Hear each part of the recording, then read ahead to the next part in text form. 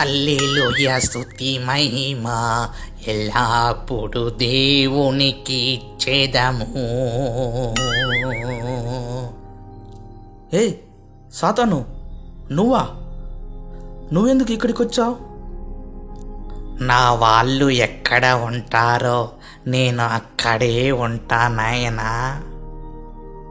వీళ్ళు నీ వాళ్ళ? నీకు వీళ్ళకి పోలికేంటి? సాతాను, వీళ్ళంతా ఎవరో తెలుసా? బాప్తీసం తీసుకున్న దేవుని పరిశుద్ధులు. అదొక్కటే తక్కువ, మిగతావంతా నా పోలికలే. బాప్తీసం తీసుకున్నారు, ఒప్పుకుంటాను, కానీ పరిశుద్ధులని చెప్పొద్దురా. పక్క పక్క పక్క నవ్వు వస్తా ఉంది.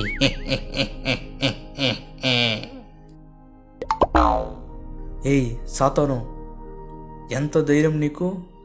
ఈ మందిరంలో యేసయ్య ఉన్నాడు. యేసయ్య మందిరం బయట గేటు దగ్గర ఉన్నాడు.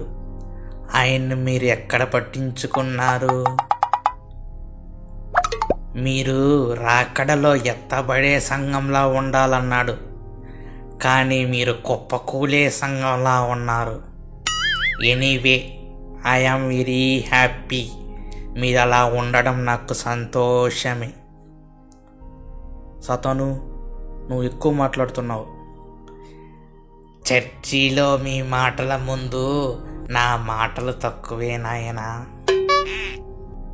సాతాను, ఇది ఎదుగుతున్న మందిరం. ఈ మందిరంలో నువ్వు రావడం ఏంటి? అవును, ఎదిగే మందిరమే. ఆత్మీయతలో కాదు, ఆడంబరంలో. చర్చి కాంపౌండ్ కట్టారు, చర్చిలో ఏసీలు బిగించారు, చర్చి బెల్లు కొన్నారు, మ్యూజిక్ ఆడియో అంతా కొన్నారు.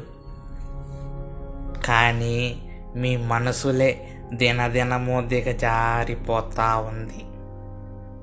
ఎలాగంటావా?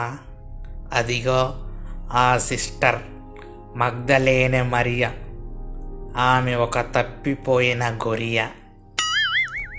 అదిగో బ్రదర్ బర్నబాస్, 4 బార్లకి బాస్ ఆయనే. అదిగో సిస్టర్ శాంతి, ఆమె పక్కన ఉంటే ఉండదు మనశ్శాంతి. అదిగో మన థామస్, అబద్ధాల్లో ఆయన చాలా ఫేమస్. అదిగో మన సింగర్ జాన్, వాళ్ళ కాలనీలో ఆయనే పెద్ద డాన్. ఇలాంటి వాళ్ళు చాలామంది ఉన్నారులే, ఇలా చెప్పుకుంటూ పోతే లిస్టు చాలదు. ఇంకొకడు ఉన్నాడు, జాకబ్ అనే ఒక పెద్ద మనిషి ఇక్కడ ఉంటాడు. ఏదో యూట్యూబ్లో ఏదో ₹1 యాక్షన్లు చేసి షార్ట్ ఫిల్మ్లు తీస్తూ ఉంటాడు. నిజ జీవితంలో కూడా ఆయన యాక్షన్లు. అదిగో ఆ 2 పిల్లర్లు కానుకొని ఎలా నిద్రపోతున్నారో చూడు. ఇదే నా ఎదుగుతున్న సంఘం. చర్చిలో మీరు ఎప్పుడైతే బడ్జెట్ గురించి మాట్లాడుకున్నారో యేసయ్య ఎగ్జిట్ అయిపోయాడు. చూడండి, మీరు ఒకవేళ పార్ట్ టైం క్రిస్టియన్గా ఉండొచ్చు, కానీ నేను ఫుల్ టైం ఓవర్ టైం మీకోసం పని చేస్తున్నాను. మిమ్మల్ని నరకంలో పడేస్తున్నాను. ఒకటి గుర్తుంచుకో క్రైస్తవ విశ్వాసి, నీ ఆత్మ చాలా విలువైనది. దానికోసం దేవుడు, నేను చాలా ప్రయాసపడుతున్నాం. అందులో నేను ఇంకాస్త ఎక్కువగా ప్రయాసపడుతున్నా, నిన్ను మింగేయాలని.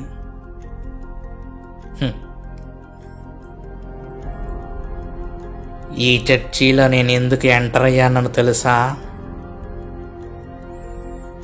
ఈ చర్చిలో కన్నీటి ప్రార్థన లేదు, మోకాళ్ళ ప్రార్థన లేదు, ఉపవాస ప్రార్థన లేదు, విజ్ఞాపన ప్రార్థన లేదు, సంపూర్ణ రాత్రి ప్రార్థన లేదు, కనీసం పశ్చాత్తాప ప్రార్థన కూడా లేదు. మిమ్మల్ని ఇక్కడే నేను నరకంలోకి తీసుకెళ్తాను. సాతాను, నా పిల్లల జోలికి వచ్చావో నిన్ను అంతం చేస్తాను. వాళ్ళు ఎంతైనా నా కుమారులు, నా కుమార్తెలు. వాళ్ళని నేను క్షమించడానికి సిద్ధంగా ఉన్నాను.